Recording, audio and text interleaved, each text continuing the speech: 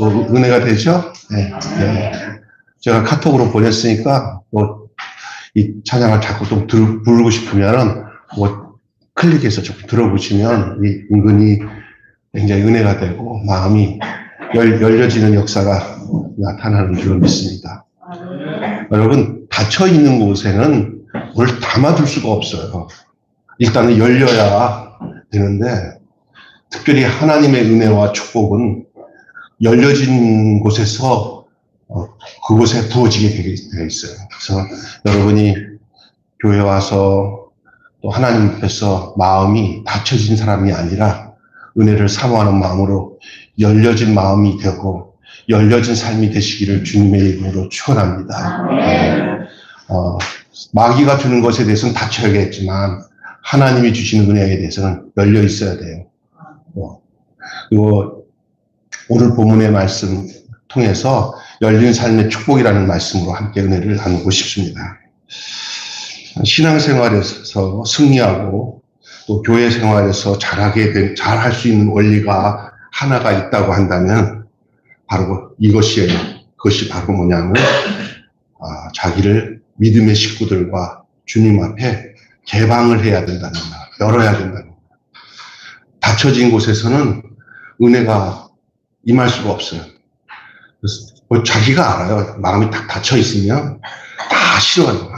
들어올 게 없어요. 특별히 하나님의 은혜는 마음이 열려진 사람이에요. 영접하는 자가 구원을 얻습니다. 영접하려면 문을 열어야 되잖아요. 마음을. 여러분, 마음이 열려야 이렇게 교회도 나오는 거예요. 우리 김영진 우리 어머님, 우리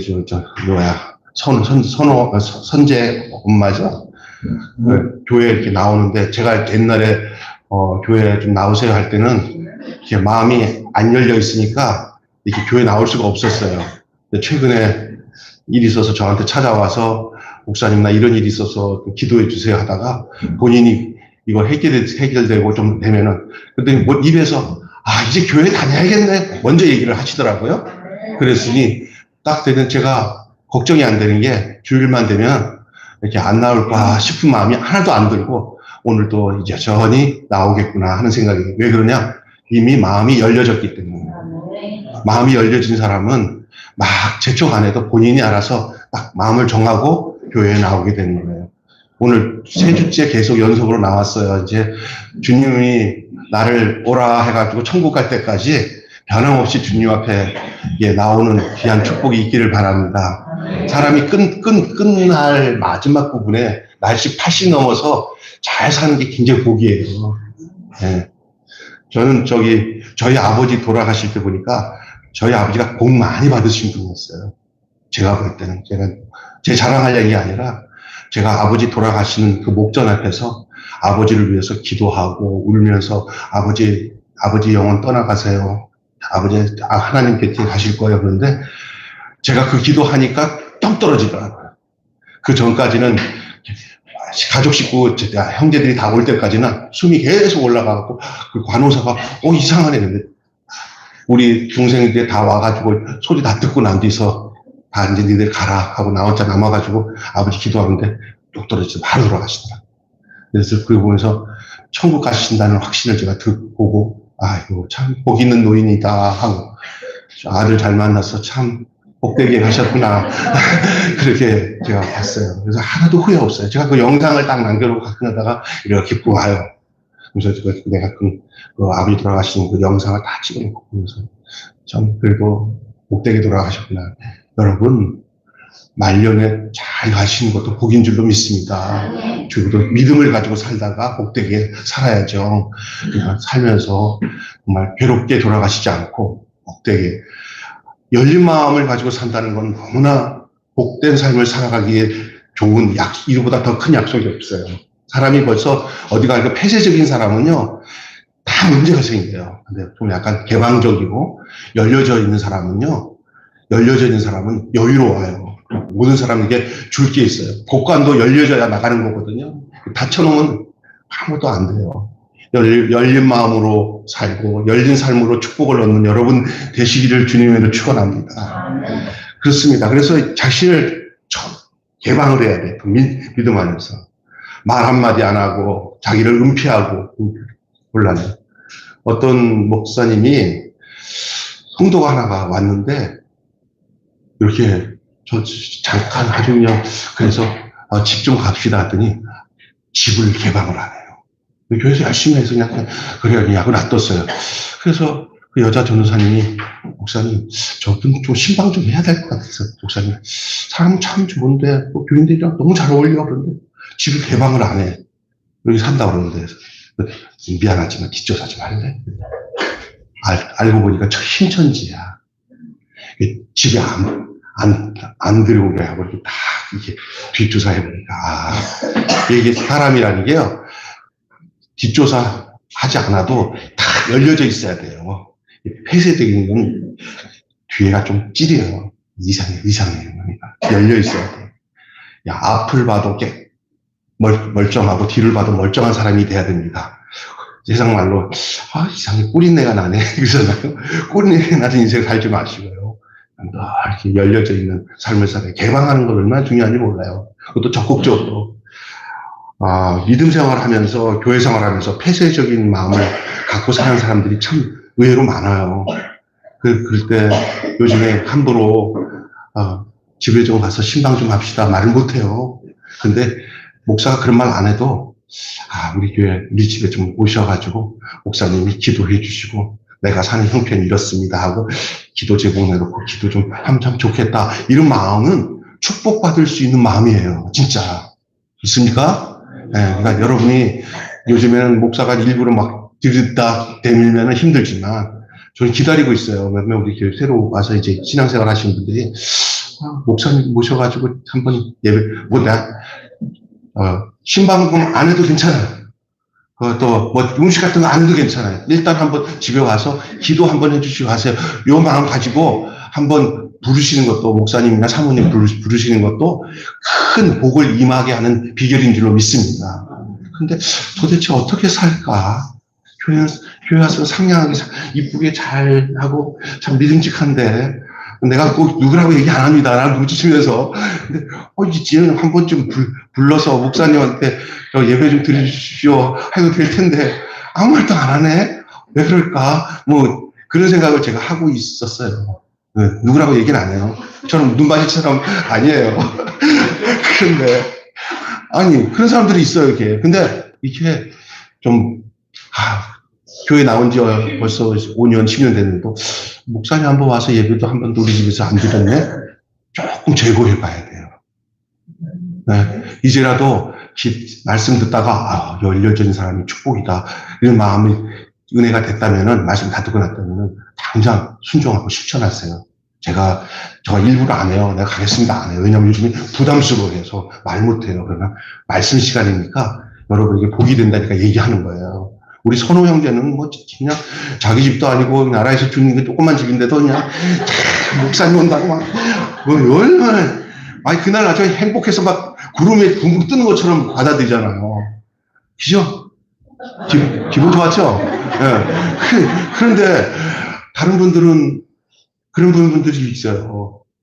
저희 집 사람들도 이렇게 사람 되고 이렇게 얘기하지 말았는데 우리 교회는 이렇게 가족 같은 교회니까 제가 이렇게 이름 되고 해도 여러분 이해하세요. 내가 한 1000명 되는 교회 같은 사람 이름 안 불러 이렇게 안 해요. 그냥 설교만 하지.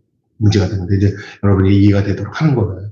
이렇게 여러분 열려져서 이렇게 이미 다 알만한 우리 전도사님 가정 예를 경우는 내가 굳이 우리 안수 집사님 가정 예를 일부러 가겠다 이렇게 할 필요 없잖아요. 그러나 새로운 성도들이나 이런 사람들을 보시면 목사님 모셔서 자기를 오픈하고 나의 삶은 이렇습니다. 내 평생 이렇게 살았는데 목사님 기도해 주셔서 앞으로 인생을 복되게 살게 해주시고 열어놓는 삶은 너무나도 귀한 복인 줄로 믿습니다. 아멘. 우리가 신뢰가 되고 그리고 정말 정확하게 기도할 수 있고 하나님 앞에 구할 수가 있어요. 다 알아가지고 나쁠 것도 있어요. 어떤 사람은 집 공개하면은 말 많은 사람들이 귀찮아 이런 것도 있지만 그러나 내가 신앙생활하는 목사님이나 이런 분들한테는 내 삶의 여러 가지 질고와 어려움들을 얘기할 땐 다 그걸 하나님 앞에 올려드려서 그것을 복되게 하기 위해서 그런 거기 때문에 그런 신뢰관계 속에서 해야 그게 열린 마음이고요. 그곳에 진정한 축복이 임하게 되는 줄 믿습니다. 그렇습니다. 그래서 저는 목회하다 보면서 이게 개방적인 사람들 치고 자기를 개방하고 믿음으로 열어놓은 사람들 치고 잘 되지 않은 사람을 안 봤어요. 다 그 삶 속에 하나님이 역사를 하더라고요. 그리고 저도 새벽에 와서 기도를 할 때나 간구할 때 남다르게 정확하게 하나님 앞에 간구하고 기도할 수 있게 되더라고요. 근데 뭐 잘 모르면 하나님 자도 잘 모르겠는데 그냥 잘 되게 해주세요. 이렇게 돼버리거든요. 그러면 안 되거든요. 그렇잖아요? 네, 여러분 딱 보면 알잖아요. 그래서 그게 참 중요한 것 같아요. 삶을 개방하는 사람이 확실히 믿음의 축복을 더 받는다는 것을 볼 수가 있습니다. 그런 원리의 대표적인 예가 바로 오늘 베드로예요. 오늘 전 여러분에게 이 베드로를 알려드리고 여러분에게도 이런 놀라운 은혜와 축복이 있기를 바라요. 우리는 지난 시간에 안식일에 예수님께서 회당에서 권세 있게 가르치고 더러운 귀신을 들린 사람을 치료하는 장면을 제가 여러분과 말씀을 나눴어요. 안식일에. 그래서 가르침이 달랐다고 그랬잖아요. 그리고 또 귀신을 쫓는 그런 이야기를 지난주에 제가 말씀을 드렸어요. 그리고 그 회당에서 그 일을 마치시고 이제 예수님이 오늘 본문에 보니까 29절에 어디로 갔습니까? 29절 보세요. 자, 시작.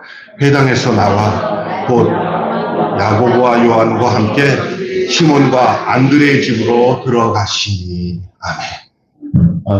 시몬과 안드레는 형제예요. 둘이 형제니까 시몬의 집이 안드레 집이고 안드레 집이 시몬의 집이에요. 형제고. 근데 그 형제의 집에 예수님이 야고보와 요한이 두 형제예요. 그 두 형제를 데리고 시몬과 안드레의 집으로 이제 가셨어요. 이게 참 중요한 얘기입니다. 어떤 집에 들어갔다는 얘기예요. 이게 중요한 거죠. 누구 집에 들어갔냐? 베드로의 집으로 예수님이 가셨어요. 여러분, 예수님도 사람이야. 고나면은 어디 가서 쉬어야 되고, 그늘진 곳에서 또 누워서 또 주무셔야 되고, 또 목이 마르면 그 집에 들어가서 물 먹기도 하고, 더 나아가 여러분이 잘 알지만 배고프면 시장하면 또 식사도 해야 되고 하기 때문에 예수님도 숙식이 필요하신 온전한 인간이시잖아요. 배고프시고, 곤해서 주무시기도 하고, 목이 마르면 물도 마셔야 되는 완전한 인간이시기 때문에 어디 거처가 필요할 때는 어디서 쉬어야 돼요. 그때 이 베드로가 자기 집으로 예수님을 모셔드렸어요. 뭐 예수님이 무적으로 니네 집 가자고 가지는 않았을 거 아니에요. 베드로가 저희 집 가시죠. 예수님 저희 집 가시죠 하고 모시고 가신 거예요. 누구의 집에 들어갔다? 안드레의 집. 누구 집? 베드로의 집. 왜? 둘이 형제니까. 그러니까 베드로와 안드레의 집에 들어갔습니다. 아마 베드로의 성격상 회당에서 나오면서 틀림없이 이렇게 얘기했을 것 같아요. 29절의 말씀에 회당에서 나와 이렇게 얘기를 했을 거예요. 뭐냐면 가시자고요. 이렇게 예수님께 틀림없이 예수님 저희 집에 제가 좀 모시려는데 저희 집 좀 가실래요? 그랬을 거예요. 보니까 다른 사람이 할 기회도 있었지만 선수를 친 거예요. 이것도 또 자기가 나이도 좀 들고 또 예수님에게 대해서 허물없이 모실 수 있다고 생각하는 그런 마음가짐이 베드로에게 있었던 것은 사실입니다. 저희 집에 모시겠습니다. 그래서 저희 집에 오셔서 뭐 하기 위해서? 쉬세요. 저희 집에 들어와서 일 좀 해주세요가 아니고 그냥 예수님도 육신이다 활동이 바쁘니까 어디 가서 조금 쉬어야 되지 않습니까? 저희 집에 들어와서 쉬세요 하고 예수님을 모신 거예요. 얼마나 이뻐요. 그는 개방적인 성격을 가지고 있었어요. 자기의 집도 주님을 위해서 개방을 했습니다. 마음이 열린 사람이 삶도 열려 있는 것은 당연한 거예요. 집을 개방을 했어요. 예수님의 베드로는 예수님의 수제자잖아요. 그것은 그가 열린 마음을 가졌기 때문에 그 역할을 감당하지 않았나 싶습니다. 그리고 베드로의 장모가 때마침 그 집에 계셨는데, 아니, 병이 걸려가지고 열병에 고침을 받습니다. 그래서 베드로는 자기 집에 예수님을 모셨는데, 예수님이 그 덤으로 그 집에 오셔가지고 베드로의 장모의 병을 고쳤어요. 근데 어떤 사람들이 이런 생각을 했어요. 집에 예수님 모시고 가면 우리 장모가 병이 걸렸으니까 예수님이 고쳐주시겠지? 라고 생각해갖고 예수님을 병 걸린 장모에게 소개하고 예수님이 병 고치게 하기 위해서 예수님을 초대했다. 여러분 그렇게 생각하십니까? 아니면 그거와 상관없이 그냥 예수님을 자기 집에 오셔서 쉬게 하기 위해서 모셨을 것 같아요. 아는 사람마다 해석이 다른데, 베드로는 장모님을 고치겠다는 목적으로 예수님을 모신 게 아닙니다. 만약 그런 목적이 아니었다면 베드로가 집을 예수님께 개방하지 않았을까요? 아니에요. 장모의 병이 없어도 베드로는 분명히 자기 집을 개방했을 거예요. 그러니까 장모의 병을 고치기 위한 목적으로 예수님을 모시고 온 게 아니고, 그 본문에 보면은 병이 걸린 장모가 거기 있음에도 불구하고, 도리어 여러분 상식적으로 집에 장모님이 병이 걸렸다는 소식 들으면 예수님 우리 집에 저기 장모님 계시던데 내가 또 어떻게 예수님 모셔? 이런 조건을 달지 않고 예수님을 모셨어요. 이런 대부분 어떤지 아세요? 이래서 안 모시고 저래서 아픈 분이 이런다고요. 근데 그런 구차한 것들을 생각 안 해. 그냥 예수님 그냥 얼마나 단순해요. 그런데 주님은 그런 상황에 있는 이 장모가 예수님을 모셨기 때문에 덤으로 병이 고쳐지는 역사가 나타난 거예요. 잘 들으셔야 됩니다. 이게 장모의 병이 없어도 베드로는 분명히 자기 집을 개방했을 거예요. 그러니 장모가 병들어 있는 것을 뭐 알았을지 몰랐을지 상관없이 예수님을 모신 거예요. 베드로는 단 하나, 예수님에게 쉴 공간을 드리기 위해서 가정을 개방했던 것입니다. 그런 베드로의 자세, 이런 순수한 자세를 통해서 베드로는 덤으로 장모의 병을 고치는 축복을 얻게 된 줄로 믿습니다. 장모가 병이 걸렸기 때문에 목적을 가지고 예수님 우리 집에 와서 우리 장모님 좀 고쳐주세요 하고 그 목적을 가지고 예수님을 초대했다는 말은 없어요. 그냥 우리 집에 가시죠라고만 했어요. 그것을 딱 간단히 생각한다면 병 고칠 목적으로 예수님을 모신 건 아니에요. 예수님을 모시다 보니까 병이 고친 거예요. 아멘. 여러분, 우리 인생의 삶에 어떤 목적에 예수님을 통해서 뭔가를 이루고, 목사님 예수님을 통해서 뭔가 치료받고, 이런 목적이 아니라 예수님을 모시다 보니까 그 결과로 나타난 것이 치료고 축복이고, 가나의 혼인잔치도 그 예수님이 거기 계셨으니까 그런 축복의 역사가 나타난 거 아니에요. 일부러 예수님의 그런 놀라운 기적의 역사를 기대하고 예수님을 모시는 그런 성향의 신앙생활 참 많습니다. 주님 사귀어 살고 그냥 주님과 함께 그냥 벗이 되어서 그냥 살다가 보니까 그런 기적들이 따라와야 되는 건데, 기적을 목적으로 예수님을 끌어당기는 신앙생활 하지 마십시오. 그냥 주님이 좋아서 하다 보면 주님이 그곳에서 그것을 이루시고 역사를 이루는 거예요. 베드로는 그냥 쉴 공간 내어드리고 가야 되니까. 저는 이렇게 좀 상상을 하고 추정을 해요. 그 열병이 이게 오래된 열병이 아니고 갑자기 열병을 앓게 되는 상황이었기 때문에 베드로가 나가서 밖에서 예수님과 일하다가 들어왔더니 저기 아내가 여보 어머니가 갑자기 아프셔 열이 나고 이런 상황이었던 거라고 저는 생각해요. 사실은. 근데 그 상황도 모르고 들어왔던 베드로와 예수님은 그 상황에 열병이 앓고 있는 그 장모의 모습을 보고 예수님이 오시니까 그 치유의 능력을 가지신 그 전능하신 주님이 그 안에 계시는데, 그냥 동시에 예수님 오신 축복으로 그 안에 있는 열병에 걸려있던 장모의 병이 떠나가는 역사가 일어난 줄로 믿습니다. 어떻든 간에 이미 알고 있어서 예수님 알고 있으면서 모시고 왔든 간에, 또 와서 보니까 갑자기 병이 걸려서 그랬던 간에, 베드로는 그냥 예수님 쉴 공간 내어드리기 위해서 왔는데, 예수님 모신 결과로 자기의 장모님이 병이 고치는 역사가 일어났어요. 여러분, 주님 모시면 이런 놀라운 치유 역사도 일어나게 되는 줄 믿습니다. 치유 역사를 목적으로 주님을 모시지 마시고 주님을 먼저 모십시오. 아멘. 치유의 목적으로 예수님을 생각하고 가는 것도 뭐 나쁘다는 얘기는 아니지만, 그것보다 예수님 먼저 모시고 있다가 보면 그 예수님이 내 병도 고치고 내 생각도 고치고 내 삶도 고치고 그런 역사가 일어나게 되는 줄 믿습니다. 예, 이게 참 중요한 거예요. 베드로의 이 개방적 열린 자세는 그런 은총만 준 것이 아닙니다. 고린도전서 5장 5절에 나오는 말씀을 통해 유추해 보면은, 또한 전승에 의하면은 베드로의 그 부인 사모님은 아주 열정적으로 베드로의 사역을 도와주었다고 합니다. 아내가 남편의 비전을 후원해 준다는 게 얼마나 참 큰 놀라운 은혜입니까? 이거 감당할 수 없는 은혜예요. 저는 늘 요즘에 감사하게 생각하는 것은, 제가 이렇게 여러분이 어떻게 생각할지 몰라요. 가정일입니다.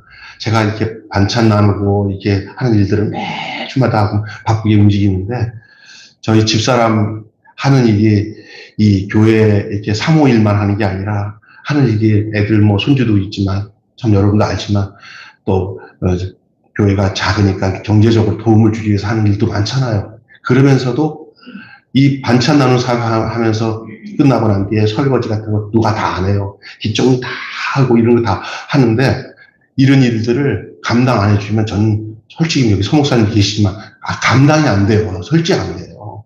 이 진짜 안 돼요.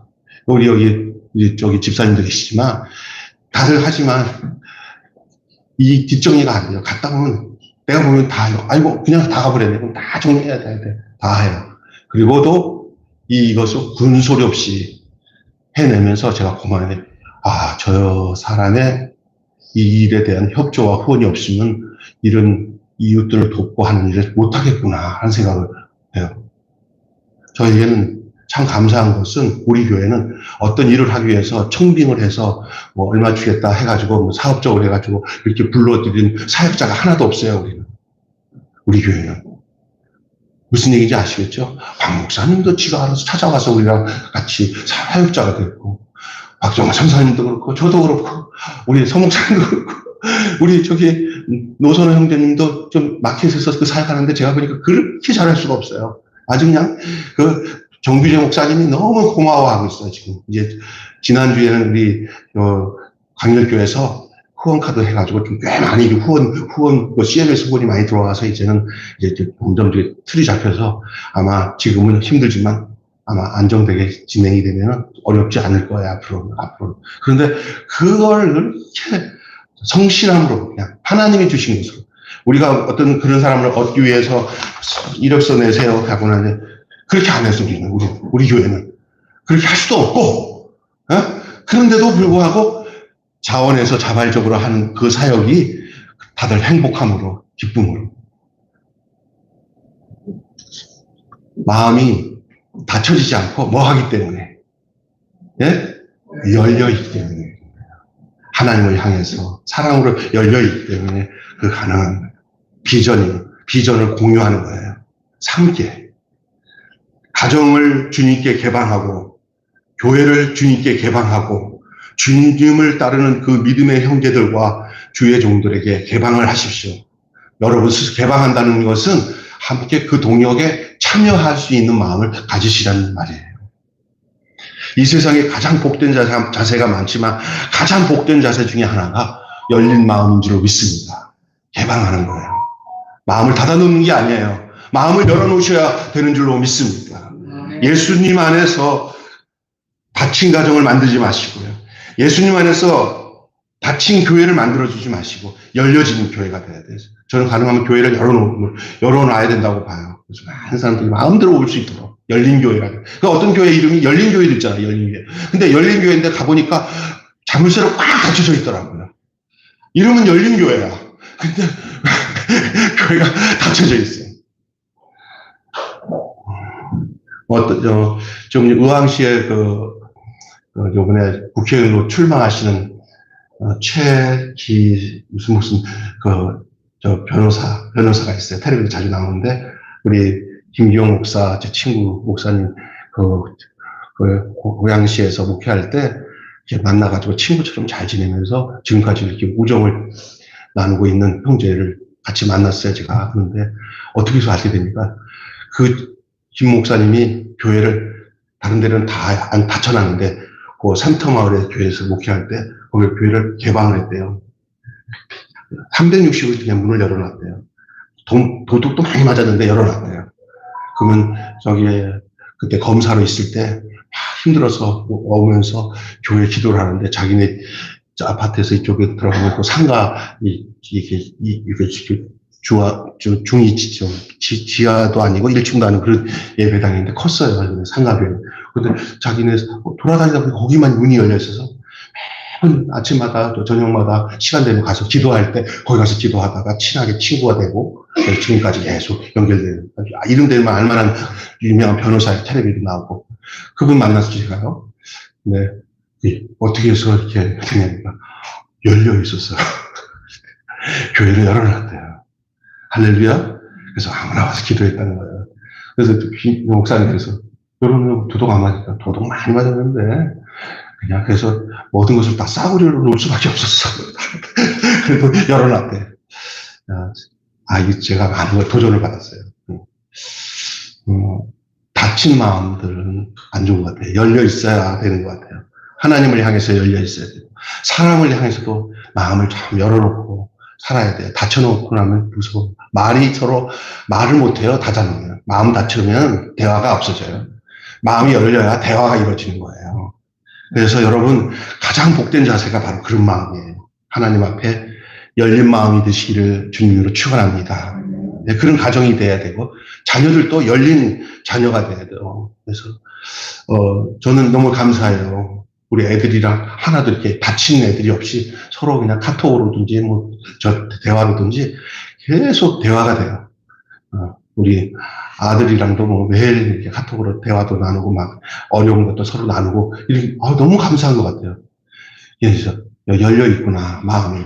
이렇게 하면 내가 편안한 거예요. 닫혀 있으면 얼마나 힘들어요. 혹시 여러분 가정 속에 교우들 속에 말할 게 뭐 있어 그냥. 네, 각자 신앙의 제하고 일부러 또 의도적으로 닫혀진 게 있다면 그건 좋지 않습니다. 하나님과 사람 사이에 닫힌 거 없이 이렇게 다 소통할 수 있는 은혜가 있기를 주님으로 축원합니다. 할렐루야. 아멘. 아멘은 우리 고맙습니다. 할렐루야. 자, 그 다음에 그런데 오늘 본문 보시면은 하나님의 축복도 그런 열린 가정에서 더욱 많이 주어진다는 거예요. 근데 오늘 본문에 보면 믿음으로 문제가 극복돼야 되는 문제가 나옵니다. 주님께서 베드로의 요청으로 집에 들어갔습니다. 무엇을 보았어요? 오늘 30절 보세요. 자, 시작. 시몬의 장모가 열병으로 누웠는지라 사람들이 곧 그 일로 여짜온대 예수께 여짜온대. 시몬의 장모가 뭐가 열렸다고 했어요? 열병으로 누워있어요. 그래서 들어왔는데 보니까 집에 보니 우환이 생긴 거예요. 우환이. 아픈 거예요. 근데 누가 이제 물어봐요. 그 일을. 병 걸린 거죠. 그 장모의 이야기를. 베드로의 장모가 언제 병이 걸렸는지 정확히 알 수는 없습니다. 그런데 열병은 만성적 질병이 아니기 때문에 아마 베드로가 모든 것을 버려두고 주님의 뒤를 따른 이후에 베드로의 장모가 열병이 걸렸을 가능성이 있다고 추정이 됩니다. 만일 그런 경우라면은 자 생각해 보세요. 예수님을 따르고 난 뒤에 일이 잘 돼야 되는데 집안에 누가 병이 걸렸어요. 그것도 예수님을 따른 후에 생겼어요. 어떤 생각이 들까요? 예수님 따르기 전에는 우리 장모님이 괜찮았는데 이제 그 사위가 예수님을 따르고 난 뒤부터 장모가 병이 걸렸어요. 어떤 생각이 들까요? 예수 따르니까 이런 안 좋은 일이 생겼다. 믿음의 시험이 오는 거예요. 우리 삶 속에 이런 경우가 많습니다. 교회 다니기 전보다 교회 다니고 난 뒤에 더 안 좋은 일이 형편 속에서 생길 때 많은 사람들이 그것으로 시험에 빠지는 경우들이 많아요. 그렇게 다가오는 경우 많습니다. 여러분은 안 그런 것 같죠? 다행입니다. 그런 일이 없으니까. 그런데 그런 경우에 있는 사람들은 정말 두 가지로 나눠져요. 그걸 꿀떡꿀떡 이겨내가지고 간 사람들은 거기에 놀라운 또 체험을 갖게 되는데, 거기에 걸려서 잘 신앙생활하다가 교회 다니고 난 뒤부터 막 그냥 어려운 일이 생겨가지고 지금 내가 종교를 잘못 선택했나 봐 하고 이런 생각을 하든지 뭐 여러 가지 생각하고 막 그래가지고 중단되는 사람들 없지 않아 있습니다. 보통 사람들에게 믿음의 시험이 다가오는 경우가 바로 이겁니다. 이런 경우가 허다합니다. 그러면 믿음이 무엇인가를 생각하면 그때 의문에 빠집니다. 이게 믿음이 뭐야? 잘 돼야 되는데, 교회 다니고 난 뒤, 예수님 따르고 난 뒤 왜 우리 장모가 병이 걸려? 라는 생각과 더불어 우리 중에 교회 다니고 난 뒤부터 사업이 더 안 되네. 입찰도 안 되네. 전에 교회 안 다닐 때는 입찰 잘 되는데 뭐 하는 것마다 족족이 안 돼. 그럴 때 어떤 생각이 드냐면 이거 교회 괜히 다녔나 보다 라고 생각하는 것들이 믿음 없는 사람들이 갖는 일반적인 생각입니다. 여기 우리 교회 교인들은 이미 그런 벽을 다 넘어섰다고 저는 믿습니다. 내가 예수님을 믿기 시작하면서 축복은커녕 왜 이런 우환이 생기는 것일까? 목사님 제발 설교할 때 뭐 이런 얘기 하지 마시고 그냥 넘어가세요. 이거 얘기해야 돼요. 정말 따지고 가야 돼요, 진짜. 왜냐하면 우리에게 닥칠 일들이 이런 일들이 없지 않아 있을 수 있어요. 여러분, 그러나 그런 일에 너무 염려할 필요 없어요. 절대. 주님께서 반드시 가장 선한 길로 인도하시기 때문에. 정말이에요. 어떤 어려움이 생기잖아요. 교회 나왔는데 우환이 생기든지 교회 다닐수록 더 그래. 어떤 경우는요. 집요하게 하나님을 따라가는 것이 얼마나 저 사람에게 복된 것을 아니까 잠깐 허용된 사탄과 마귀가 더 집요하게 그것을 못하도록 중도에 포기하도록 그렇게 역사하고 있는 영적 역사인 것을 알아야 될 줄로 믿습니다.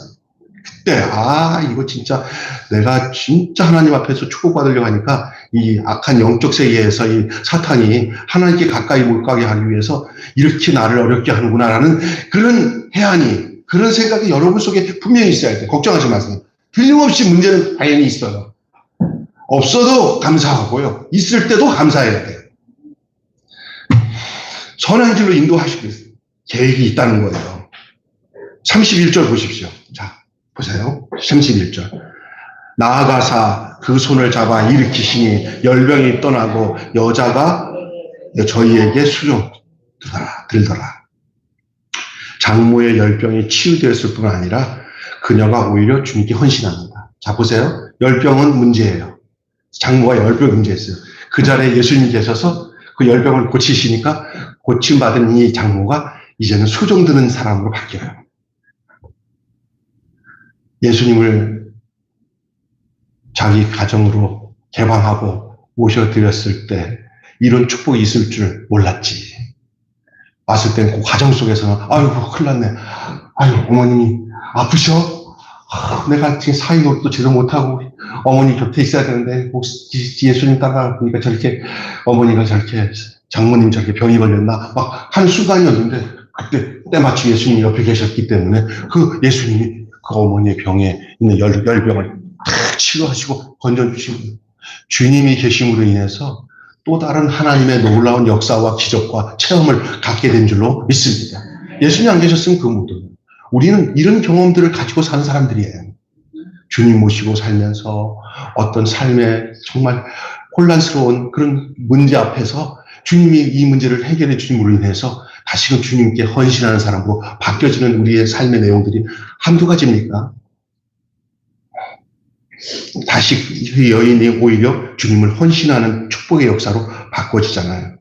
때로 우리가 살다 보면은 예수님을 영접한 후에 아니면 새롭게 주님을 위해서 살겠다고 작정한 이후에 오히려 어려운 일이 터지는 경우가 있습니다.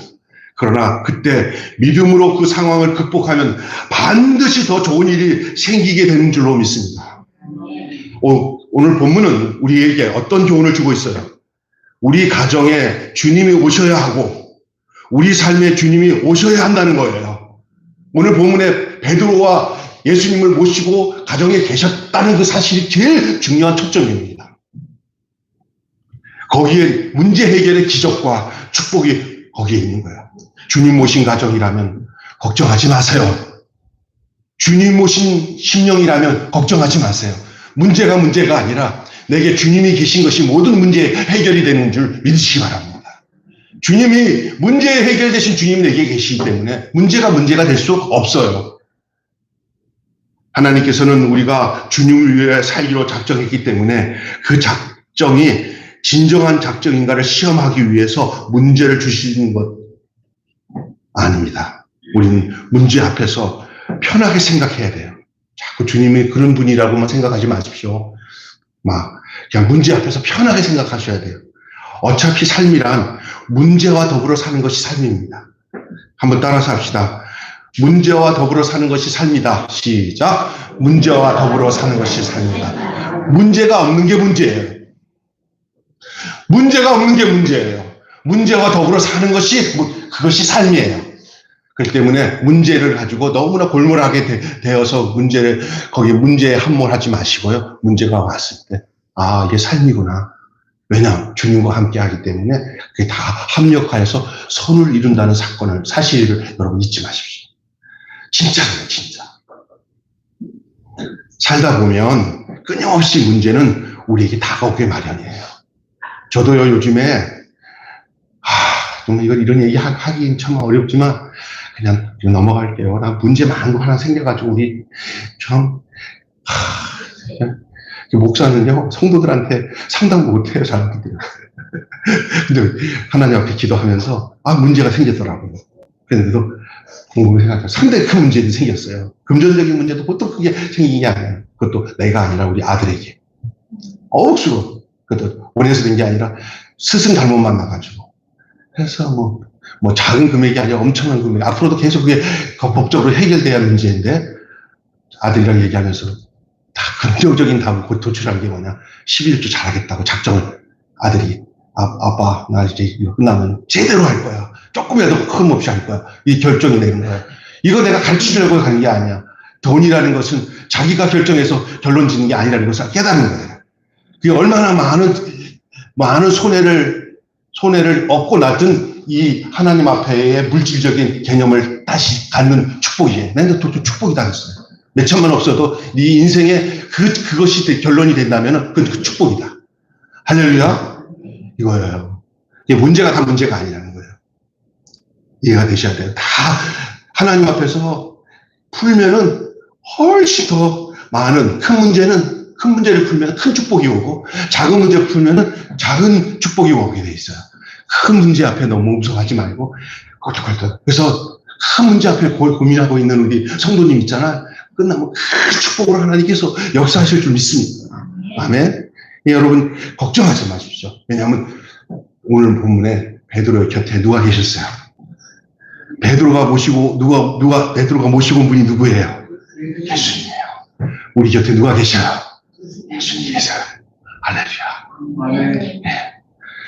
이게 오늘 우리에게 주는 가장 큰 교훈이 하나님께서 우리가 주님을 위해서 살기로 작정했기 때문에 그 작정이 진정한 작정인가 이걸 우리가 시험해 보기 위해서 문제를 주신다는 생각을 우리는 자주 하지만 그러나 그걸 넘어서서 이제 그냥 문제를 쉽게 생각하세요. 왜냐하면 그게 삶이라고요. 그게 삶. 우리가 주님을 위해 거룩한 작정을 해도 문제는 똑같이 다가옵니다. 내가 좋은 마음 먹었다고 해서 문제가 안 오는 거 아니에요. 내가 좋은 마음 먹고 잘하려고 해도 문제는 와요. 그럼 그 문제에 대해서 우리가 어떻게 해야 되냐? 문제가 없기를 지나치게 바라는 것이 오히려 독이에요. 문제가 없기를 지나치게 바라지 마시고 문제를 없게 해달라고 하는 생각을 그냥 골목에서 문제 없게 해달라고 하면 삶이 피곤해져요. 그러니까 문제를 한번 피해 보십시오. 그럼 더 큰 문제를 만나게 됩니다. 문제를 피하면 더 큰 문제를 만납니다. 문제를 피해서 어떤 다른 교회로 가보십시오. 그러면 더 큰 문제를 기다리고 있는 그 교회 현장에서 거기서 맞닥뜨리는 경우들을 대부분 다 경험을 하고, 나는 그런 말을 많이 들었어요. 아, 잘못 생각했다. 더 큰 문제가 기다리고 있어요. 그래서 어떤 거냐, 문제는 피하는 게 아니라 마주해서 극복하는 것이 그게 바로 열린 축복의 삶인 줄 믿습니다. 열려 있어야 돼요. 받아들여야 돼요. 그러므로 편하게 인정하십시오. 뭐를? 문제를. 문제는 언제나 있다. 그런 말이에요. 그런 상황에서 중요한 것은 내가 예수님 안에 있느냐 하는 거예요. 내가 예수님 안에 있으면 반드시 문제는 극복할 수 있고, 오히려 그 문제는 우리를 더 발전하고 더 성장시키고 향상시키는 디딤돌이 될 것이라는 사실을 여러분 기억하시기를 바랍니다. 마지막으로요, 여러분, 우리가 알아야 될 것은 신자와 불신자의 차이예요. 신자와 불신자의 차이가 뭡니까? 우리 믿는 사람과 안 믿는 사람들의 차이가 뭡니까? 신자에게는 문제가 적고 불신자에게는 문제가 많습니까? 뭐 일정한 부분에는 그럴 수도 있어요. 왜 그러냐면 신자에게는 하나님 사랑하고 이웃을 사랑하는 삶 사이에서는 신자에게는 확실히 문제가 적게 생겨요. 보편적으로. 그러나 그것을 가지고 논하면 안 돼요. 왜냐하면 신자나 안 신자나 믿지 않는 사람이나 믿는 사람이나 닥치는 문제는 와요.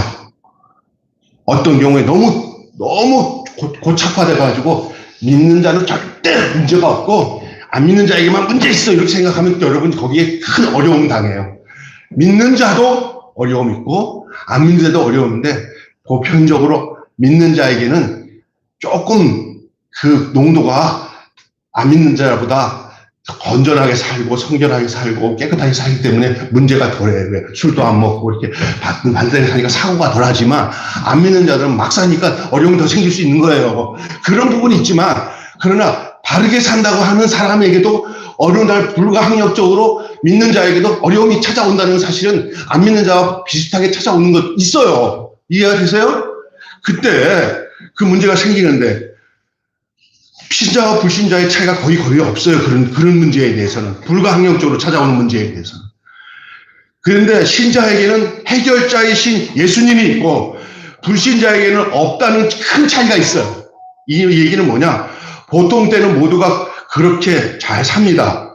불신자도 잘 삽니다. 신자도 그렇습니다. 그러나 인생의 경량에 다다랐을 때, 인생의 폭풍우가 찾아왔을 때, 풍랑이 찾아왔을 때 불신자는 정말 철량 없는 존재가 되지만 신자는 왜 그러냐? 불신자는 의지할 게 없고 아무것도 없어. 믿음이 없으니까 극단적인 생각을 하면서 해결이 안 돼요. 어떤 성격적으로 이겨내는 사람도 있겠지만 불신자의 차이와 신자의 차이는 달라요. 신자는 그때 자기를 위로해 주실 수 있는 진정한 주님이 계셔요. 하나님이 계셔요. 그걸 믿음을 가진 사람은 알아요. 여러분은 알 줄로 믿습니다. 자, 주님 없이는 살 수 없었을 텐데 그걸 이겨내는 거예요. 반면에 신자가 문제를 만났을 때는 주님이 위로자가 되어주시고 그 문제의 해결자가 되시는데 그분이 바로 우리 주 예수님이십니다. 우리의 친구가 되시고 우리의 위로자가 되셔주세요. 이 사실 얼마나 큰 축복입니까? 때로 이런 어떤 문제가 감추어진 어떤 문제는 어떤 감추어진 하나님의 신비의 목적 때문에 그 문제가 꽤 오랜 시간이 지나도 풀리지 않는 경우들 있어요. 아유, 목사님, 하나님 없나벼. 정말 이렇게 이 문제가 안 풀려요. 그런 게 있어요. 이건 신비에 속한 게 있어요. 사람이 이렇게 경우에 답을 줄 수 없을 정도로 안 되는 게 있어요. 그러나 대부분 경우에는 반드시 믿음 안에 있으면 그거 거의 다 풀려요. 다 풀려요. 다 해결돼요. 주님 안에서 해결되지 않을 것이 하나도 없는 줄로 믿습니다. 길이 보이게 됩니다. 문제는 문제가 아닙니다. 내게 주님이 곁에 없는 게 문제입니다. 또한 신자와 불신자의 차이는 일이 잘 풀렸을 때 감사의 대상을 찾아 감사하는 마음을 가지고 있느냐 없느냐의 차이입니다. 오늘 본문에 베드로의 장모의 열병이 치유되었을 때 장모는 어떻게 행동했습니까? 오늘 본문 31절을 보십시오. 나아가사 시작 31절 시작 나아가사 그 손을 잡아 일으키시니 열병이 떠나고 여자가 저희에게 수종을 두니라. 은혜를 체험하고 거기서 끝나면 그 은혜는 정말 의미가 없습니다. 그건 은혜가 아닙니다. 은혜를 체험하고 나면 그 은혜가 어떻게 나타나야 되냐? 은혜를 체험하고 나면 그 다음에 반드시 사랑의 봉사가 나타나야 돼요. 그게 은혜를 보답하는 그 은혜의 결과가 나타나야 돼요. 바로 베드로의 장모는 일생 베드로 아내와 함께 그 모녀지간이 서로 베드로의 사역을 위해서, 주님의 사역을 위해서 끝까지 헌신했을 것입니다. 어느 날 사위 덕분에 생각지 않았던 체험이 주님의 은혜로 찾아와서 병에서 고침을 받으면서 주님의 뜨거운 사랑을 깨달은 이 장모는 그 평생을 주님을 위해 사역을 위해서 수종 들었던 것은 당연한 일이에요. 그래서 수종을 들더라. 건강해진 그 몸으로 나 건강했으니까 마음대로 놀러 다니는 게 아니라 그 다음부터는 주님이 원하시는 일을 위해서 자기의 건강을 들여서 헌신하는 아름다운 베드로의 장모가 된 줄로 믿습니다. 여러분의 삶 속에 하나님이 이 문제를 해결해주고 역사해주는 어떤 결과가 나타날 때 이런 베드로의 장모처럼 정말 몸된 교회를 위하여 헌신하며 이웃을 위해서 헌신하는 이 아름다운 그 은혜의 결과가 여러분 속에 늘 있어지는 그런 축복의 역사가 있기를 주님의 이름으로 축원합니다. 은혜에 감사하면 헌신하게 되는 거예요. 은혜에 감사하면 헌신하게 되는 거예요. 주님의 교회를 위해서 최선을 다해 섬기게 되는 거예요. 은혜를 안 받은 사람에게 그런 섬김을 하라 그러면 그때부터 뭐 하는 거야? 하고, 왜? 은혜를 못 받은 사람이 그런 헌신을 하려고 하는 것은 이거는 노동 착취로 생각하는 거예요. 나 은혜 받은 사람은 자발적으로 그거 안 하고 싶지가 않고 하고 싶은 거예요.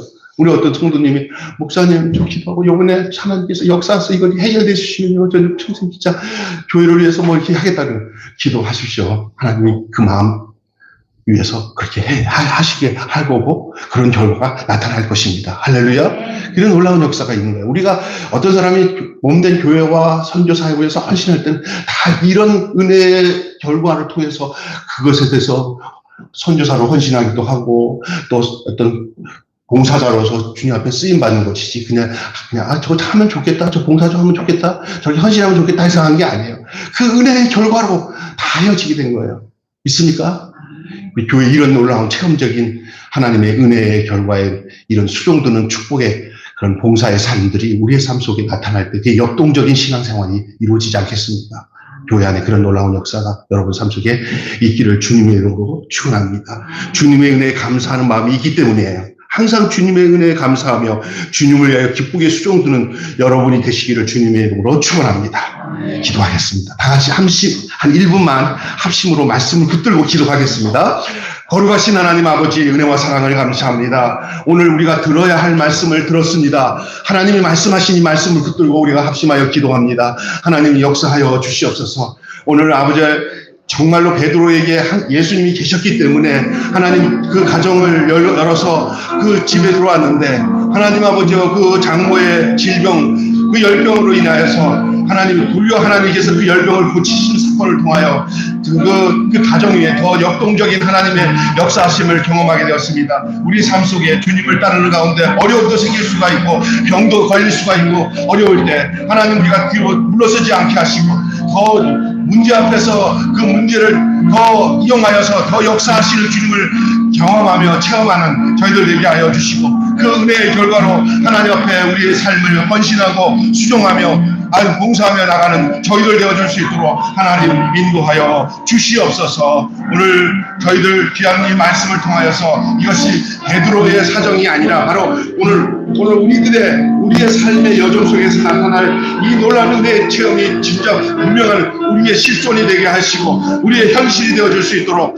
주님 인도하여 주셔서 주님을 모시는 삶에 이러한 놀라운 역사들이 나타난다는 사실을 알게 하시고 우리에게 닥쳐지는 문제 앞에 우리가 함몰되지 않게 하시고 도리어 문제를 이기시는 주님이 우리 안에 계시고 문제를 통해서 더 선을 이루시고 더 놀라우신 당신의 뜻을 이루시는 주님 앞에 반증하고 그 삶을 증거할 수 있는 저희들 되어줄 수 있도록 우리 하나님 인도하여 주시옵소서.